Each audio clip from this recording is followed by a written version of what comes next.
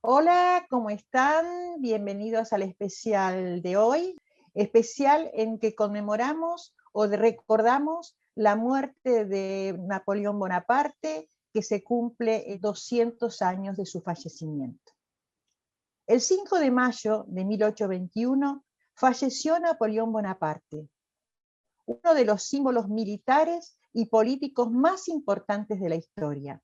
Militar, estadista, emperador de Francia. Una de sus tantas célebres frases dice: mi verdadera gloria no está en haber ganado 40 batallas. Waterloo borrará el recuerdo de tantas victorias. Lo que nada borrará, lo que vivirá para siempre en mí, es mi código civil. Lo dijo estando en su celda en la lejana isla Santa Elena. En este especial dedicado a Napoleón, para conocer aspectos pocos conocidos de Napoleón justamente, tenemos como invitado a Álvaro Ciccarelli. Álvaro realizó estudios de historia, relaciones internacionales y estrategia. Es graduado del curso superior de defensa de la Escuela de Defensa Nacional del Ministerio de Defensa de la Nación. Discípulo de los intelectuales Juan José Sebrelli y Carlos Escudé. Actualmente, Álvaro se encuentra cursando la Diplomatura Universitaria en Seguridad Nacional de la Universidad de Belgrano. En el ámbito de la función pública, Álvaro se desempeña como asesor en política exterior y en el ámbito privado como analista en temas nacionales e internacionales. Le damos la bienvenida a Álvaro Ciccarelli, agradeciendo que haya aceptado nuestra invitación para mantener una charla con la periodista Alejandra Boada, que está a cargo de este ciclo, que también le agradecemos que esté con nosotros, y es una actividad organizada por la Comisión de Acción Cultural del Consejo Profesional de Ciencias Económicas de la Ciudad Autónoma de Buenos Aires. Y ahora sí, les doy paso a Alejandra para comenzar esta tan esperada charla, agradeciéndoles a los dos. Así que gracias por estar con nosotros. Gracias, Mirta. Hola, Álvaro, ¿cómo estás? Muy buenos días, Alejandra. En primer lugar, muchísimas gracias, Mirta, por tan generosa presentación, y hago extensivo este agradecimiento a la Comisión de Acción Cultural del Consejo Profesional de Ciencias Económicas de la Ciudad Autónoma de Buenos Aires, a sus miembros y también a todos los asociados que estarán hoy participando como oyentes de este diálogo sobre una figura tan emblemática y tan polémica, pero también actual de la historia universal. Muy bien, Álvaro. Justamente hablabas de eso, ¿no? De una figura polémica y actual. Hubo muchos homenajes a lo largo de este mes sobre los 200 años de la muerte de Napoleón. ¿Qué opinión te merece todo este tipo de eventos que se han producido? Bueno, obviamente el personaje lo merece, pero si vamos a uno puntual que se dio en el día de ayer, que fue cuando el actual presidente de la República Francesa, Emmanuel Macron, asistió junto a la primera dama y miembros de su gabinete al mausoleo donde reposan los restos de Napoleón Bonaparte en Les Invalides. Fue un hecho que podríamos ya llamar casi como histórico dentro de la política francesa. ¿Por qué? Porque sus inmediatos antecesores, ya sean los conservadores Jacques Chirac, Nicolas Sarkozy, o el socialista François Hollande, o sea, sus antecesores en el ejercicio de la presidencia de la República Francesa, se habían negado a participar de actos homenaje, ya sea por el nacimiento o por la muerte de Napoleón Bonaparte. Hay algunos que dicen que Jacques Chirac directamente detestaba la figura de Napoleón por considerarla totalmente antitético con el espíritu de la Francia republicana. Otros, como Sarkozy, decían que, chistosamente, no quería que se lo comparen, más porque ambos disponen de una baja estatura que por incluso algunos condicionamientos de la personalidad de Sarkozy. Y François Hollande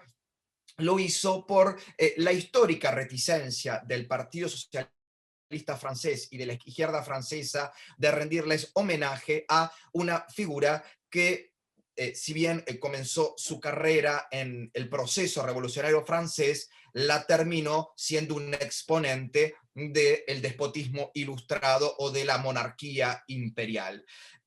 Por lo cual resulta por lo menos llamativo esta actitud del presidente francés de rendir honores y que luego de llevar la ofrenda floral a el mausoleo de Napoleón Bonaparte, ante la prensa diera dos declaraciones que parecieran, por un lado, contradictorias, pero que en el fondo da un mensaje político y que refleja la situación política de la Francia de hoy. Por un lado dice, es indiscutible que Napoleón es una parte indispensable del ser nacional francés. Cualquiera que escuchara esta frase encuentra, ¿no?, un dictamen político muy importante, casi una declaración de principios. Pero por el otro lado dice, no podemos olvidar que Napoleón Bonaparte también traicionó a los ideales de la Ilustración al brindar o avalar o dar su apoyo a el esclavismo y el expansionismo colonialista. Amén de que uno podría decir que son dos frases como contradictorias. Por un lado, no se puede soslayar la importancia de Napoleón en la construcción del ser nacional del francés, ¿no? Y algo atemporal, algo que atraviesa los siglos, sino porque, por el otro lado, él cuando hace su crítica, Macron, al costado esclavista y colonialista o expansionista de Napoleón, dice que traicionó a la Ilustración y no hacía la Revolución Francesa. Esto es un dato interesante a tener en cuenta. Macron reivindica la Ilustración, que es preexistente al proceso revolucionario francés, aunque por supuesto el proceso revolucionario francés o diversos sectores que lo encararon se vieron influenciados directamente por la Ilustración francesa, ¿no?, por los enciclopedistas. No nos vamos a nombrar en este momento para no hacer, digamos, necesitaríamos otra charla para hablar de ese proceso, y que el corolario de estas declaraciones de Macron terminan con una frase que dice, ahora bien, el destino de Francia no habría sido el que es si Napoleón no hubiera existido. Claramente, Emmanuel Macron con estas declaraciones nos dio una clase magistral de comunicación política. Cómo en simultáneo se puede hacer una reivindicación a una figura histórica, que claramente genera polémica. Por otro lado, cómo él puede marcar distancia en los temas o en los puntos donde esa figura histórica es polémica, pero por el otro lado hace casi como en un juego dialéctico, una síntesis donde Francia no puede soslayar a Napoleón. Y es responsabilidad del jefe de Estado, de quien representa la unidad del Estado y de los franceses, venir a rendirle homenaje a esta figura. Ahora bien, me parece que quienes hacemos análisis político, y aún destacando, digamos, estas particularidades de estas declaraciones de Macron tras rendirle homenaje a Napoleón, nos preguntamos si esta ruptura con la tradición de sus antecesores de no ir al mausoleo de Napoleón y prestar, y digo entre comillas homenaje, ¿no?, porque la palabra homenaje tiene un peso muy fuerte, si romper con esta tradición que Chirac, Sarkozy y François Hollande habían mantenido, tiene que ver con una decisión del presidente Macron, un presidente que asume con una impronta reformista muy importante, que incluso ese programa de reformas lo lleva en los 2 primeros años de mandato a procesos políticos, económicos y sociales de convulsión, que lo hemos visto, ¿no? En la prensa internacional, los famosos chalecos amarillos que salieron fuertemente a la calle a oponerse a esas reformas, y que se dio además un fenómeno muy particular: chalecos amarillos compuestos por personas que se referenciaban por los dos grandes espectros ideológicos, ¿no? Tanto por derecha como por izquierda, digamos. No era un único movimiento netamente opositor, sino que era muy multifacético. Y por otro lado, un presidente al que se le empezó a cuestionar su capacidad de liderazgo, si con esto Macron quiere plantar 2 cuestiones que me parece que tienen que ver también con la figura de liderazgo que nos da Napoleón, y que vamos a seguir dialogando en el transcurso de esta charla. Por un lado, un presidente que dice: yo soy el jefe de Estado, yo determino, por el poder que me da la voluntad popular que me eligió, el seguir con el proceso de reformas, y yo voy a mantener ese proceso de reformas con todos los instrumentos que me da la Constitución, las leyes, y si es necesario, poniendo orden allá donde la oposición a mis reformas no se canalicen por los medios institucionales correspondientes, digamos, el poder legislativo, el poder judicial, la crítica opositora que se puede dar a través de los medios de comunicación tradicionales o alternativos. Y algunos, porque estuve leyendo después en los medios franceses, dieron en llamar: Macron inicia el comienzo de su potencial candidatura a la reelección a la presidencia de Francia con una imagen de un presidente imperial. Bueno, esto lo vamos a saber con el transcurso de los meses y las dinámicas políticas que se den en Francia. Muy bien, Álvaro. Más allá de la figura histórica, que es la más difundida, ¿qué nos puedes contar de Napoleón respecto como a la administración, como líder? Mira, antes de esta es una pregunta muy interesante, porque Napoleón, si bien es una figura tan fascinante, tan multifacética y, repito, tan actual, casi siempre cuando uno encuentra un documental, incluso hasta los mejores, los que puede hacer la televisión francesa, la BBC de Londres o History Channel, digamos, aquellos productoras que tienen recursos para hacer muy buenos documentales, o ahora se llaman biopics, siempre encontramos que hay un enfoque en el Napoleón como estratega militar, en el Napoleón como agente disruptivo del orden existente hasta ese momento.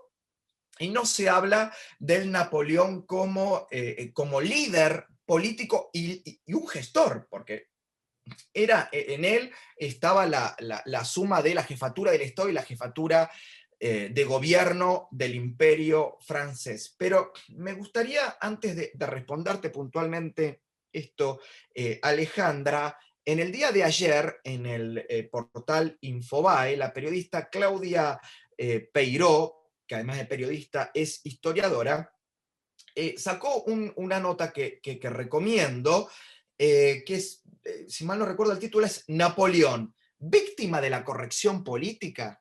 Y en ese artículo, palabras más, palabras menos, Claudio Peiró plantea que en estos, digamos, debates que se generan a través o por motivo de los 200 años de la muerte de Napoleón, la revisitación que se hace histórica de la figura de Napoleón ha dejado de ser, digamos, científica en términos históricos, quiere decir, utilizando los recursos que la historiografía como ciencia demanda que sean utilizados para analizar a una figura histórica, y se procedió, según lo que ella plantea, a un fenómeno de revisitación arbitraria, miope, ideologizante y hasta anticientífica de la figura, donde, descontextualizando el periodo histórico en el que vivió Napoleón, no solamente en el que vivió, en el que nació, se crió, se educó, vivió y murió, se lo analiza como si fuera una figura del siglo XXI. Por ejemplo, ella plantea que hoy a Napoleón Bonaparte se lo acusa de misógino, de violador de derechos humanos y de genocidas en los términos, en la acepción de esos términos, como los conocemos en el siglo XXI, y no contextualizándolo en un hombre que vivió en el siglo, finales del siglo XVIII y principios del siglo XIX. Y esto me parece interesante porque también es un hecho que no sucede solo con Napoleón Bonaparte, está sucediendo, por ejemplo, con otras figuras que quizás también algún día podríamos hacer una charla que tiene mucho que ver con el liderazgo y con la estrategia, como por ejemplo Winston Churchill, que en Inglaterra también está en un proceso de revisitación de sus posicionamientos políticos, económicos, culturales, que son propios de un hombre de fines del siglo XIX y de comienzos y hasta mediados del siglo XX. Por eso también esto me gustaría traerlo a colación, porque no solo el debate se está dando en Francia, sino que también está saliendo de las fronteras de Francia y de Europa y está llegando en América Latina, porque es necesario volver, a mi entender, a una revisitación histórica de los grandes personajes dentro de un marco de contextualización y de utilización lo más, digamos, aséptica posible, porque nadie puede evadirse de sus posicionamientos personales, de sus apreciaciones, de sus gustos, de sus tendencias, pero estamos hablando de la historia, y la historia es, nos guste o no nos guste, inexorable, es lo que fue, lo que sucedió, lo que sucede, y en algún momento lo que sucederá, y trataremos siempre de enfocarnos con instrumentos que clarifiquen y que no sean instrumentos al servicio de un interés personal. Lo digo yo, que soy una persona pública y que conocida por formar parte, digamos, de tal o cual tendencia, y que hago un esfuerzo permanente a evitar caer en estos vicios. Así que quería hacer esta aclaración antes de dar mi opinión sobre Napoleón en relación a él como estratega. Y como la institución que me ha invitado es el Consejo Profesional de Ciencias Económicas, que espero no equivocarme, nuclea a los profesionales del campo de la economía, del campo de la administración, del campo ¿no? de los contadores públicos. No sé si también los actuarios forman parte. Los actuarios también sí, forman parte del Consejo Profesional. Me pareció interesante encontrar alguna vinculación entre la figura de la que estamos hablando y el campo de ejercicio de los profesionales que forman parte del Consejo Profesional. Y claro, y yo decía, ¿no? ¿Qué figura tan peculiar, tan apasionante? Primero porque ¿cómo es posible o cómo fue posible que un hombre, repito, que nace entre mediados y finales del siglo XVIII y que desarrolla su actividad militar y política en principios del siglo XIX, que proviene de la media barra baja nobleza corsa, o sea, nace en Córcega, que cuando él va a la escuela militar sufre lo que hoy conocemos como bullying, porque sus compañeros de estudio y de armas le decían le petit caporal, algo así como el pequeño cabo, que en realidad, y voy a ser fuerte con lo que voy a decir, lo que le decían era el cabo enano, porque en realidad le querían decir eso, ¿no? Se burlaban de sus,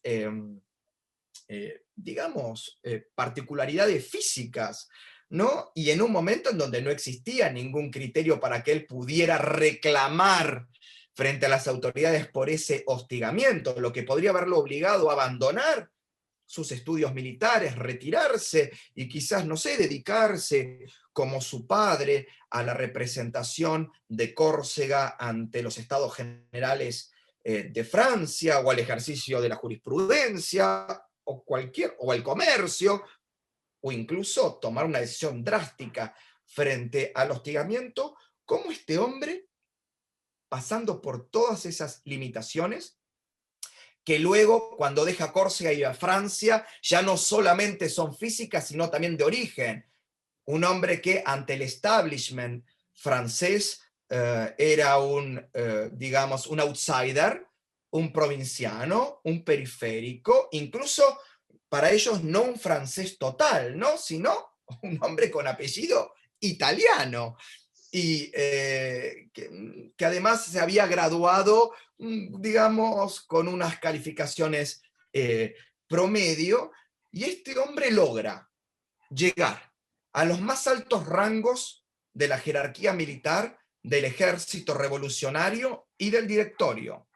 Logra, por su inteligencia política, formar parte de las conspiraciones, y bien digo conspiraciones, que llevan a dar el golpe de Estado que lo consolida, derroca al directorio y lo consolida a él como primer cónsul del consulado, con el que él después va a llevar adelante sus principales victorias militares, que lo encaminan a transformarse en emperador de los franceses, rey de Italia, protector y reunificador de los estados germánicos, y no solamente contento con eso, hacer que hermanos y amigos dilectos se transformaran en reyes o interventores de los principales estados que en sus campañas militares él iba conquistando. Caso paradigmático, José Bonaparte,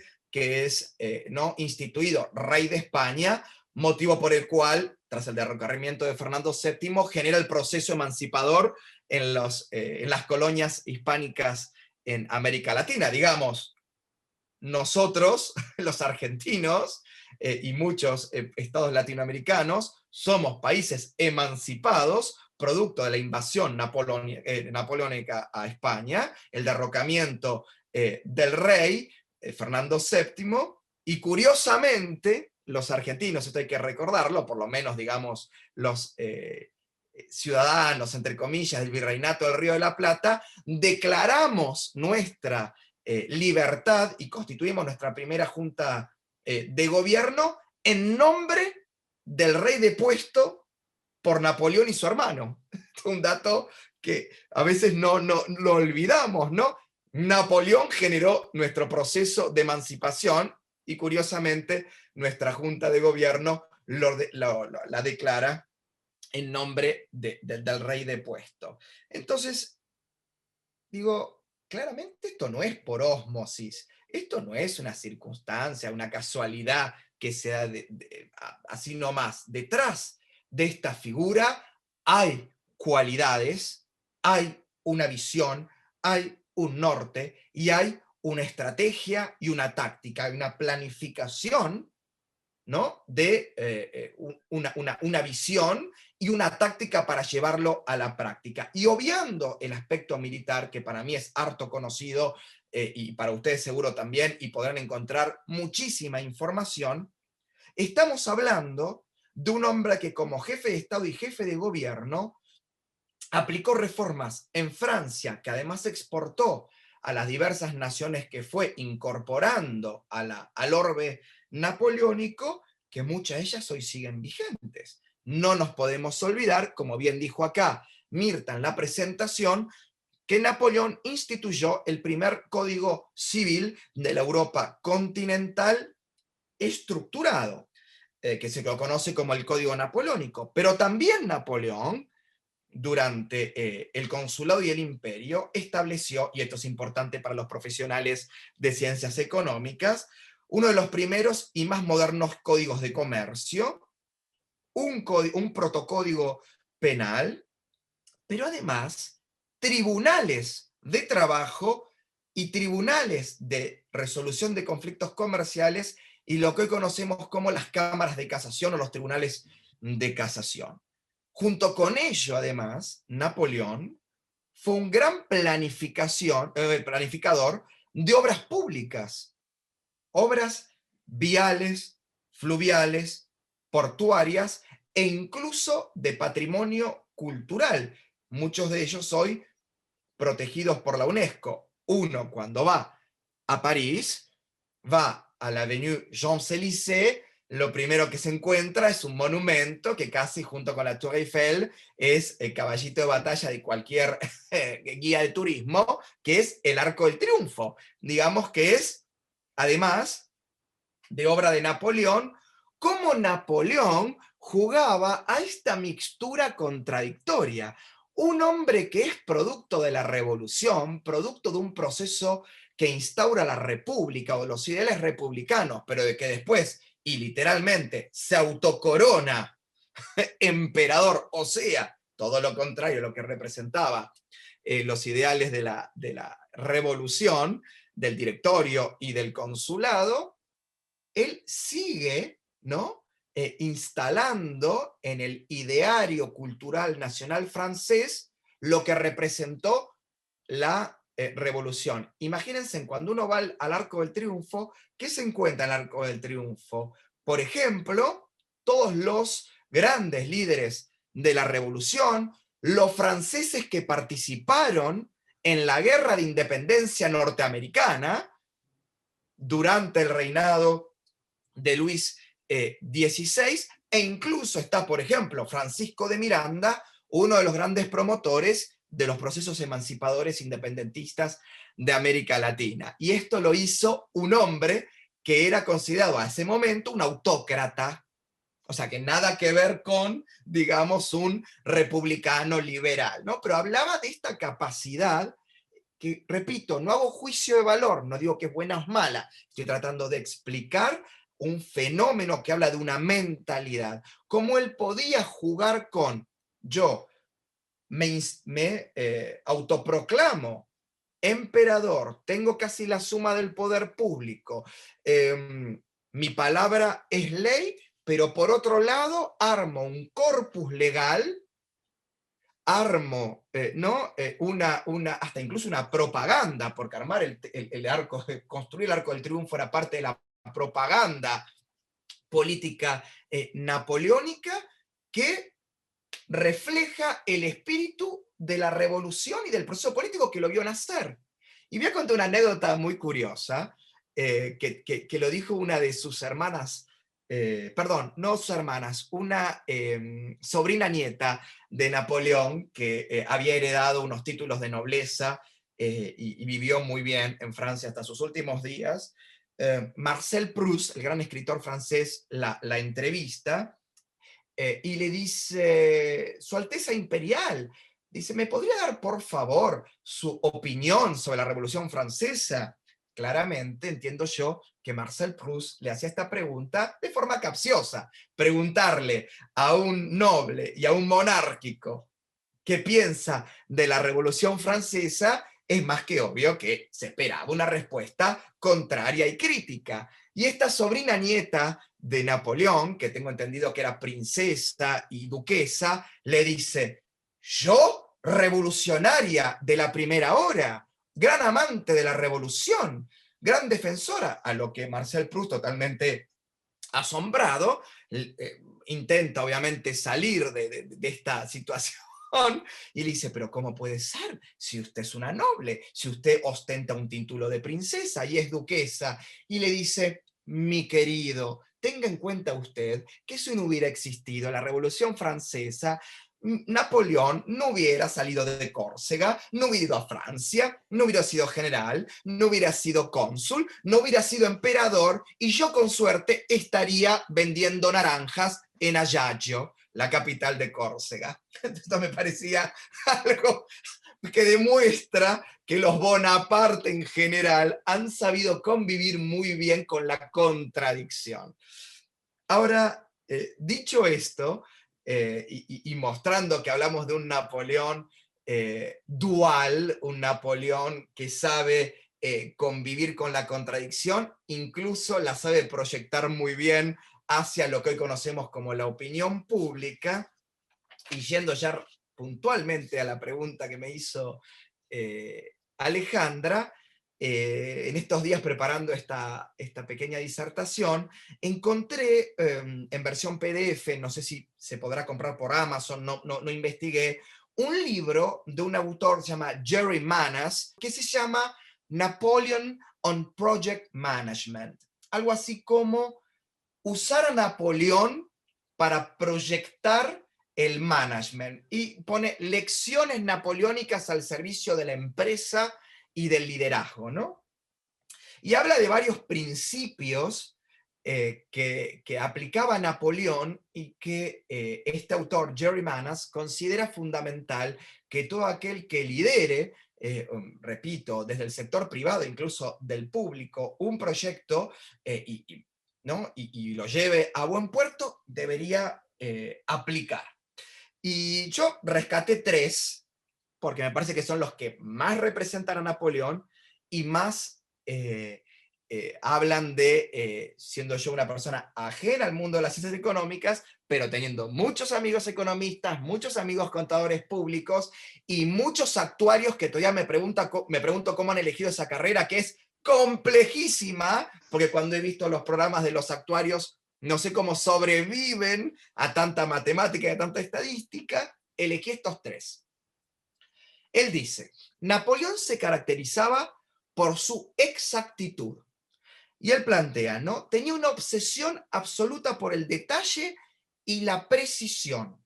Y él plantea, Jerry Manas, que hoy Napoleón, si viviera hoy, y fuera analizado por algún especialista, ¿no? en management, sería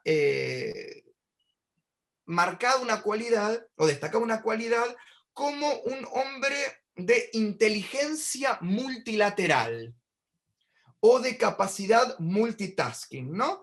Que él podía trabajar en simultáneo, o utilizando términos militares, ¿no? Atacar en varios frentes, múltiples desafíos y múltiples cuestiones, y a su vez él, según lo que analiza el autor, tenía la capacidad de prever infinitas posibilidades de soluciones a esos temas que se le planteaban, ¿no? Claramente en un mundo tan complejo, tan dinámico y tan emergente como el que vivimos hoy, y más en el mundo de la pandemia y del mundo que se vendrá de la pospandemia, creo que esta será una cualidad que empresarios, gerentes, administradores y líderes de proyectos tendrán que ir desarrollando, porque estamos todos los días pensando ya no cómo será el futuro, sino cómo será el día de mañana. Así que bueno, me parecía interesante esto, cómo mixtaba la exactitud, ¿no? Esta cuestión del detalle, el dato, ¿no? Con la capacidad de adaptarlo a situaciones cambiantes. Primera cualidad. Segunda cualidad, ¿no? La flexibilidad, la capacidad de cambiar de planes según las exigencias de las circunstancias. Bueno, claramente se relaciona perfectamente con el punto anterior, y si algo vivimos, por lo menos los argentinos, es que nosotros tenemos que estar desde nuestra vida cotidiana, en nuestras casas, la vida laboral académica, y ni hablemos los procesos políticos y macroeconómicos, adaptándonos diariamente a circunstancias que son cambiantes. Así que Napoleón también lo tuvo que hacer. Y claramente un ejemplo es que recordemos que Napoleón fue exiliado 2 veces. Fue puesto en prisión 2 veces, y en la primera pudo lograr evadir el exilio y volverse a reinstaurar durante 100 días como emperador, aun cuando se lo daba como derrotado. Y es famosa la anécdota, obviamente no hay, digamos, salvo los registros escritos, porque no había, digamos, capacidad de archivo audiovisual, dicen que cuando él se iba acercando cada vez más a París, ¿no?, desde su primer exilio, para retomar el trono ¿no?, y volverse a entronizar como emperador, dicen que los diarios, ¿no?, y las gacetas ¿no?, y los libelos políticos primero decían: se ha escapado el dictador, Francia en peligro. Entonces, bueno, cuando ya había tocado tierra francesa decía: bueno, el Napoleón ya está, y van cambiando, ¿no? Napoleón ya está en territorio francés y viene subvirtiendo los obstáculos. Cuando ya estaba a 10 kilómetros de Francia decía: ¡viva Napoleón! ¡Ha vuelto el restaurador! Ahora, obviamente lo que se pregunta mucho era qué hacía Napoleón en el medio para poder ir modificando la opinión hasta de sus detractores. Y no era solamente el miedo a que él se cobre venganza. No hay que reducir una personalidad tan multifacética, tan brillante, al solo hecho de que si él tomaba de nuevo el poder se iba a vengar, que además lo hizo, pero digamos, solamente por eso. Era la capacidad de que él iba reconstituyendo aliados, ¿no?, y consiguiendo nuevos que antes le eran opositores para retomar el poder. Sí, duró 100 días y después ya directamente terminó su vida en el exilio final. Pero esto me parece también un dato interesante, cómo él se ajustaba a las cambiantes circunstancias, que en el caso de él implicaba hasta la posibilidad del magnicidio, ¿no?, de que lo mataran, o que directamente ya ni le permitían el exilio, ¿no?, y lo sacaran directamente de circulación. Y la tercera característica que más destaco de Napoleón, y que tiene que ver con los dos puntos anteriores, y en especial con el constituir lo que hoy llamaríamos un núcleo duro de sostenedores, un núcleo duro de aprobación. Vieron que hoy, cuando analizamos estudios de opinión pública, las encuestas dicen: está el núcleo duro de tal o cual dirigente o tal o cual candidato. Bueno, Napoleón también pensó en eso, en tener su núcleo duro de defensores, ¿no?, de sostenedores. Incluso al día de hoy existe un grupo de legitimistas, ¿no?, que reclaman el trono, o sea, la reinstauración del imperio, y de que un heredero, que si yo no me equivoco es descendiente de su hermano Jérôme, que nació en 1986, que se llama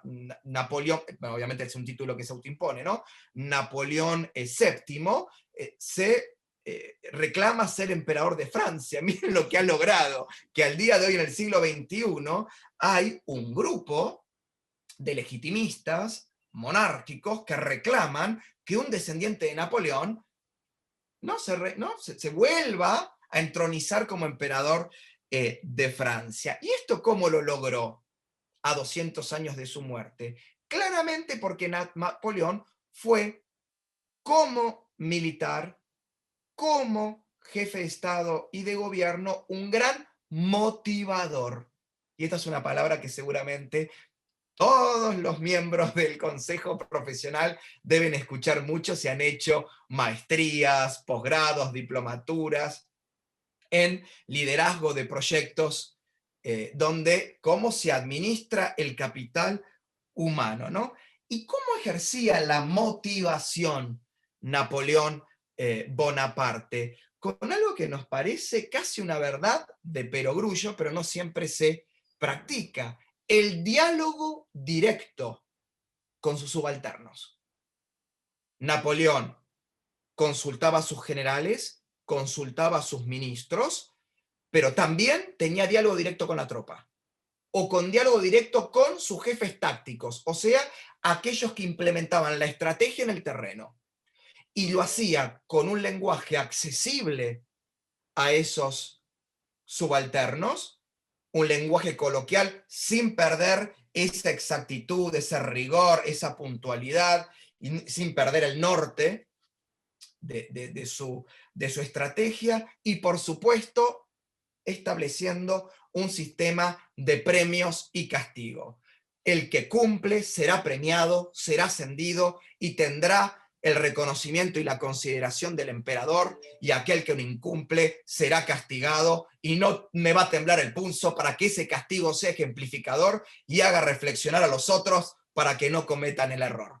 Por supuesto, hoy no se aplicarían esos criterios no tan tajantes, pero hablan de que fue realmente Napoleón un hombre que entendía el gobernar, el ejecutar, no solo como el ejercicio del poder, golpeando con el puño a la mesa, sino a través de, ¿no?, la persuasión. Él plantearía algo que después en algún momento un importantísimo líder argentino que ejerció 3 veces la presidencia de la República decía mucho, ¿no?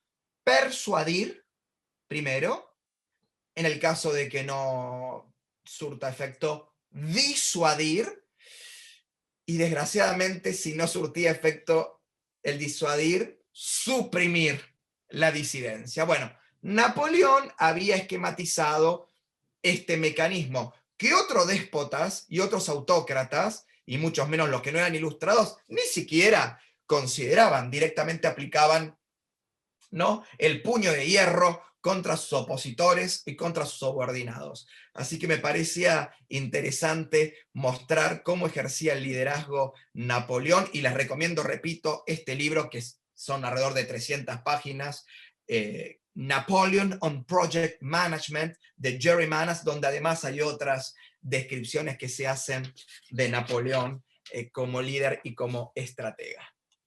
Muy bien, Álvaro. ¿Tenés alguna bibliografía más para recomendar, para cerrar, para que la gente que se interese más allá de la vida que todos conocemos o de la historia de Napoleón, alguna otra bibliografía? Sí.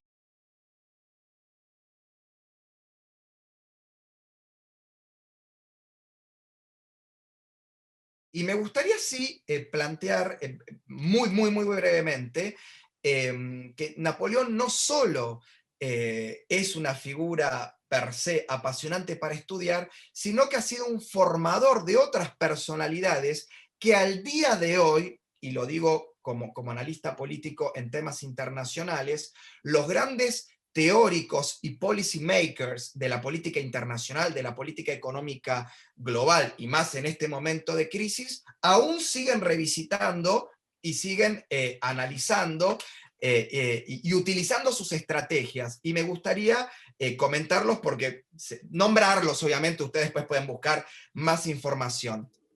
En primer lugar, al que se conoció como el segundo de Napoleón, el segundo del imperio, cosa que no era un viceemperador, pero digamos la mano derecha de Napoleón, que era Jean-Jacques Regis de Cambacérès, que es considerado como el primero, ¿no?, ministro de justicia moderno de la historia, por lo menos de la Europa continental, ¿no?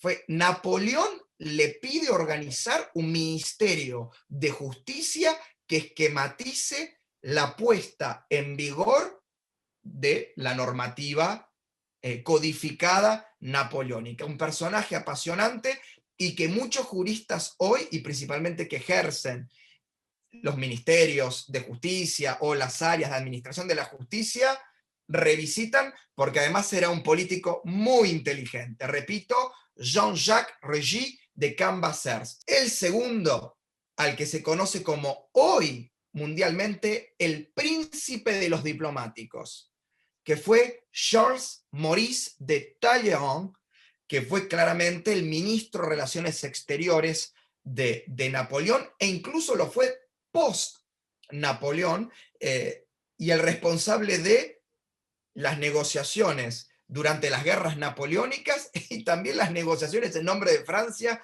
después de la Restauración. Hoy grandes pensadores de la política internacional, Henry Kissinger, Zbigniew Brzezinski, John Mearsheimer, Kenneth Waltz, y podría nombrar muchísimos más, reconocen a Talleyrand y les recuerdo que Talleyrand murió en 1838, como el creador de la estrategia en materia de política internacional, otro ministro de Napoleón. Y después me gustaría nombrar también a Joseph Fouché, que fue ministro del Interior de Napoleón, también el primer creador de un ministerio del Interior, creador de la policía moderna como órgano, ¿no?, que detenta el monopolio de la fuerza y aplica la ley, y también de los servicios de inteligencia, ¿no? Un personaje muy curioso también para analizar, y para los profesionales de ciencias económicas, decirles que fue Napoleón Bonaparte el que crea, más allá de que ya existía la Secretaría del Tesoro en Estados Unidos y en Gran Bretaña, un ministerio de economía como lo conocemos hoy, que él lo dividió entre Ministerio de Finanzas y Ministerio de Comercio y Manufacturas, que estuvo a cargo del príncipe Martin Michel Charles Godin, que también, ¿no?, creó una burocracia, entre comillas, y en el buen sentido, al servicio de la política económica. Miren esto cómo Napoleón Bonaparte trascendió su leyenda como estratega militar y nos demuestra que además fue un importante líder, un gran estratega y además un hombre que legó modelos de administración y de gestión a la posteridad. Muchísimas gracias a todos ustedes. Oh, muchas gracias, Álvaro, y bueno, y esperamos que esta conversación trascienda también y tenga muchas visualizaciones y mucha gente que se pueda deleitar con esta conversación. Muchas gracias, Álvaro. No, por favor, muy agradecido con ustedes por la invitación y esperemos sí podamos reencontrarnos pronto. Sí, tal cual, así es. Muchísimas gracias, Álvaro. Muy interesante hacernos conocer aspectos no tan difundidos de esta figura tan importante de la historia, que seguramente podríamos, como vos bien decís, quedamos dispuestos a encontrarnos para seguir profundizando sobre otras cosas desconocidas, también sobre tus especialidades que tienen que ver con comercio internacional o política internacional. Así que a través de Alejandra, que también le agradecemos, lo vamos a ir coordinando, porque hoy para mí fue maravilloso conocer todos estos aspectos, porque para mí totalmente desconocidos. Así que te doy nuevamente las gracias, estamos en contactos, solamente me queda despedirme de todos ustedes, agradeciéndoles que nos sigan ciclo a ciclo. Muchísimas gracias por su compañía, y no me puedo despedir sin, como hago siempre, despedirme y agradeciendo a las autoridades, mejor dicho, agradeciendo a las autoridades del Consejo Profesional de Ciencias Económicas, muy especialmente a la presidenta del Consejo Profesional, a la doctora Gabriela Russo, a la vicepresidenta primera del Consejo Profesional, la doctora Patricia Sánchez Riz, que además es nuestra consejera coordinadora de nuestra comisión, a todos los miembros, colegas que forman parte de nuestra comisión, al equipo de colaboradores que hacen posible que estas transmisiones salgan al aire, y por supuesto a todos ustedes nuevamente, muy agradecidas por su compañía. Los espero en el próximo encuentro, Dios mediante, y muchísimas gracias por todo. Chau, chau, chau. Gracias, gracias. Chau. Chau, Álvaro, un placer enorme. Gracias, Chau, Ale. gracias. Chau, chau. Chao.